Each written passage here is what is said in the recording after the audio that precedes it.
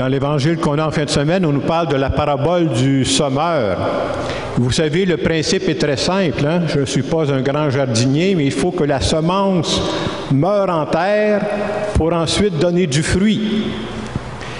Il y a un deuxième passage que j'ai retenu en fin de semaine, c'est dans la lecture de Saint Paul qu'on avait. Il nous parle d'un enfantement. Et je trouvais que ces deux images, le semeur et l'enfantement, ça décrit très bien ce que j'appellerais ce que l'Église du Québec est en train de vivre présentement. Et en fin de semaine, je ne vous ferai pas vraiment une homélie, mais j'aimerais vous présenter quelque chose. J'aimerais vous parler, depuis un bout de temps, je le dis aux célébrations où je suis, d'un projet qui s'appelle l'Église en marche, qui a une équipe qui s'est penchée là-dessus depuis des mois et des mois. Un groupe de vision, et j'aimerais vous partager ce projet-là qu'on voit pour nos paroisses, pour les mois à venir et pour les années à venir. D'abord, la question qu'on s'est posée, c'est qu'est-ce que l'Esprit Saint veut pour nous présentement? Parce qu'on croit, nous autres, que l'Esprit nous parle présentement.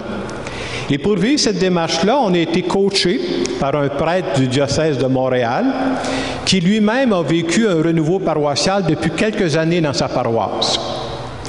Vous savez, ça fait déjà quelques années, moi, que j'étudie le renouveau paroissial parce que je pense qu'on est rendu là à vivre ça. Et quand on finit par se connaître, hein, c'est un petit monde, le monde religieux, là. Alors là où il y a du renouveau paroissial, il y a des ingrédients qu'on retrouve partout. Ce sont les mêmes ingrédients. Et nous, on a pensé qu'on pourrait se servir de ces ingrédients-là pour adapter ça chez nous, ici. Et c'est ce que j'aimerais vous présenter en fin de semaine. Une des premières choses qu'on voit dans des églises qui ont réussi à faire un renouveau dans leur paroisse, une des caractéristiques, c'est qu'il y a toujours de la catéchèse qui est offerte aux enfants pendant la célébration du dimanche.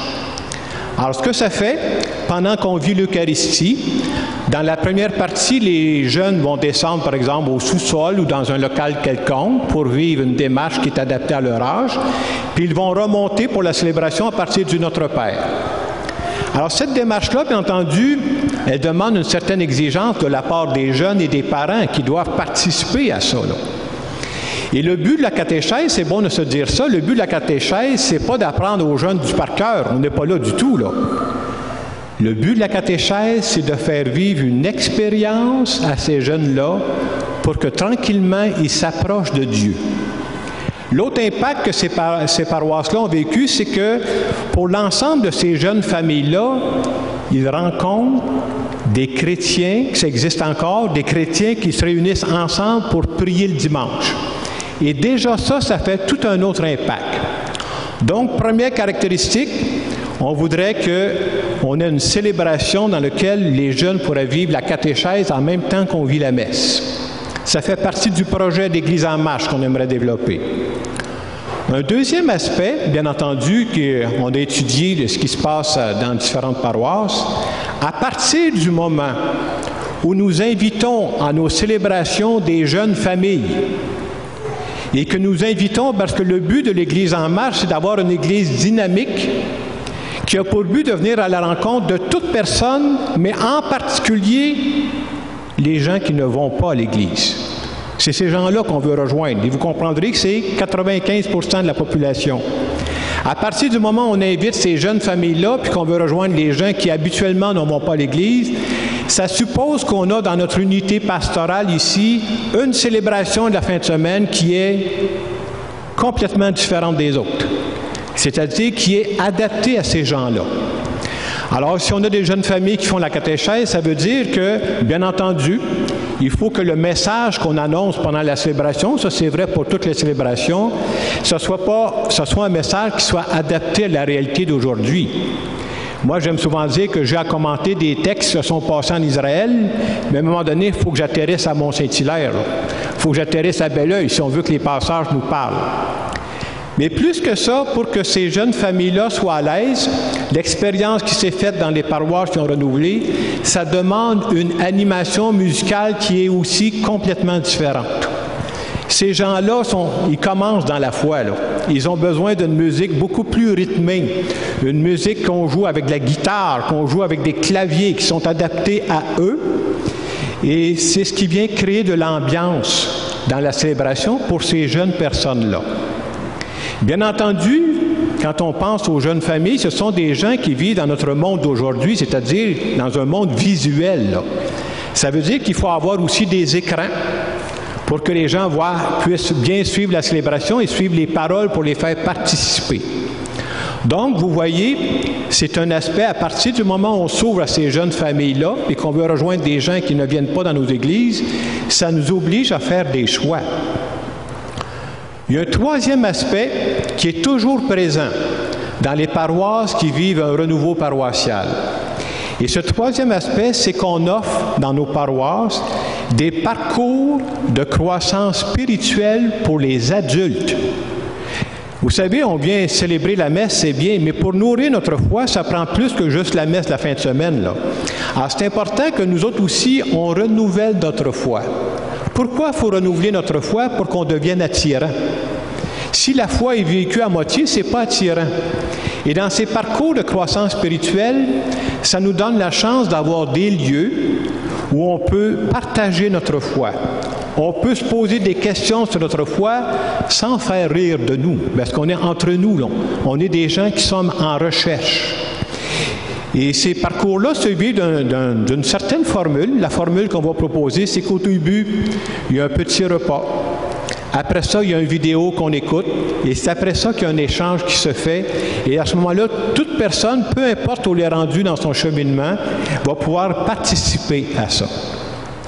Donc, je viens de vous nommer des éléments sur lesquels nous allons miser.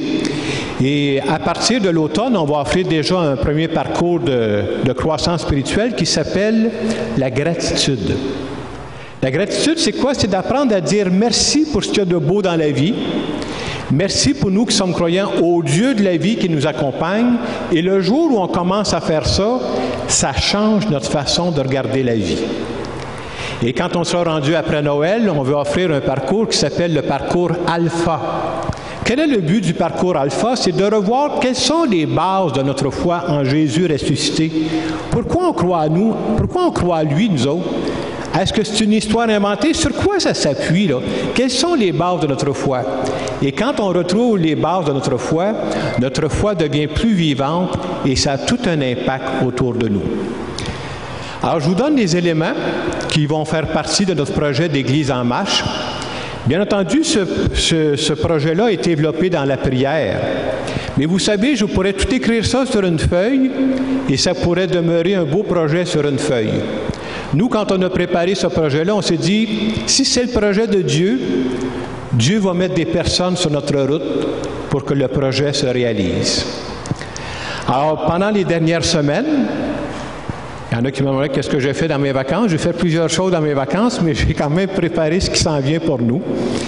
Et j'ai essayé de trouver des personnes qui seraient prêtes à s'impliquer pour que chacun de ces volets-là s'actualise dans nos paroisses. Premier volet, la catéchèse qu'on veut commencer pendant la messe du dimanche. Présentement, on vit un changement de personnel dans nos chargés de pastoral. Alors, ce que j'ai fait, j'ai été rencontrer une personne qui est impliquée en paroisse depuis un certain temps. Une personne que vous connaissez assez bien ici, qui s'appelle Christine Kennel. Et j'ai demandé, Christine, accepterais-tu de t'impliquer dans le projet de catéchèse qu'on va mettre sur pied? Accepterais-tu de t'impliquer dans ce que j'appelle, moi, un projet déraisonnable? Pourquoi je dis que c'est déraisonnable? Parce que présentement, nos églises s'en vont à la baisse. Et nous, on est rendu à l'étape de risquer pour faire du neuf, pour rejoindre d'autres personnes. Et Christine me dit, je suis prête à sauter dans ton projet déraisonnable. Elle ne ferait pas ça toute seule, là. Il y a le diacre de notre paroisse, Michel Lebrun, qui va être impliqué là-dedans. Il va y avoir des bénévoles. On va pouvoir offrir ce service-là. On regarde à partir de la fin septembre à peu près. L'autre aspect, comme je vous disais, pour rejoindre ces jeunes familles-là, ça demande une animation musicale spéciale. Des joueurs de guitare, des joueurs de clavier, des chanteurs, avec un type de musique, de chant qu'on connaît. Alors, j'ai fait des démarches et finalement, j'ai trouvé 3 personnes qui sont prêtes à commencer. Alors, on va avoir avec nous Myriam, on va avoir avec nous Carl et Mathieu, qui vont, eux autres aussi, ont choisi de sauter dans notre projet déraisonnable parce qu'ils croient qu'il faut investir pour l'avenir. Je disais tantôt, à partir du moment où on met des écrans dans l'église où on va célébrer ça, Vous savez, quand on commence à mettre des écrans, quand on tombe dans la technique, c'est pas donné, ces affaires-là. Là. Alors moi, j'ai dû rencontrer des mariés pour dire est-ce qu'ils étaient prêts à sauter dans ce projet-là ou ben non, est-ce qu'ils faisaient sauter le curé? Ça aurait été une autre solution aussi. Et les mariés ont dit je pense qu'on est rendu à risquer quelque chose de neuf. Et pour aider, parce que je ne voudrais pas que ce soit un gros poids pour les mariés, depuis que je suis arrivé ici, dans la région, on a ouvert un compte qui s'appelle « Église en marche ». Dans ce compte-là, l'argent qui est dans ce compte-là, il ne peut pas servir à réparer des portes. Ça ne peut pas servir à réparer des toits d'église. La seule chose à laquelle ça peut servir, c'est pour faire du renouveau dans nos paroisses. Et on a la chance d'avoir des fondations qui sont en lien avec des communautés religieuses qui ont dit « Vous faites du renouveau, on va vous appuyer ». Alors, ça permet d'éponger, en tout cas d'aider la paroisse à s'en sortir avec ça. Le troisième aspect, c'est d'avoir des catéchèses pour les adultes, proposer des parcours de croissance spirituelle. Mais je suis allé voir une personne que je connais bien, parce que j'ai travaillé avec elle quand j'étais à Saint-Hyacinthe. Elle s'appelle Mme Jeanne d'Arc Tremblay. Et Jeanne d'Arc Tremblay a accepté de sauter dans notre projet. Elle aussi, elle va commencer à partir du mois d'août pour être ici dans nos paroisses. Alors, si je vous partage ça, c'est pour vous dire qu'il y a déjà un certain nombre de personnes qui sont prêtes avec nous à risquer l'avenir. Et je pense que notre Église est rendue à cette étape-là. Et moi, ce que je vais vous dire, c'est sûr aussi qu'il y a des conséquences à ça. Si on veut faire un projet comme ça, on ne pourra pas continuer à avoir nos mêmes habitudes, nos mêmes horaires de célébration, ce n'est pas possible. Vous savez, entre autres, qu'à partir du 1er août, l'abbé Pierre Clavel va nous quitter pour Marieville et la région, donc je serai le seul prêtre des deux côtés de la rivière ici. Et je n'ai pas trouvé le truc encore d'être présent à deux célébrations à la même heure. Je peux être présent juste à une place. Alors, tantôt, à la fin de la messe, je vais vous expliquer qu'est-ce que ça fait comme changement d'horaire. Mais moi, cet après-midi, je suis devant vous, là. Je me présente devant vous comme votre pasteur. Et je suis franc, je ne vous cache pas la vérité. Est-ce qu'on va avoir des changements à vivre? C'est oui. Est-ce qu'on va avoir des deuils à vivre? Oui. Mais moi, ce que je viens de vous demander, ou plutôt, je dirais l'invitation que j'aimerais vous proposer cet après-midi, même si on va vivre des changements, je voudrais vous inviter, vous autres aussi, à sauter dans ce projet déraisonnable. C'est-à-dire accepter de risquer pour mettre de la vie dans nos paroisses. Et c'est ce que je viens de vous demander cet après-midi. Je veux savoir si je peux compter sur vous pour ce projet-là. C'est la demande que je vous fais. J'aimerais savoir, est-ce qu'il y a des gens ici qui sont d'accord pour qu'on saute dans ce projet déraisonnable pour préparer l'avenir?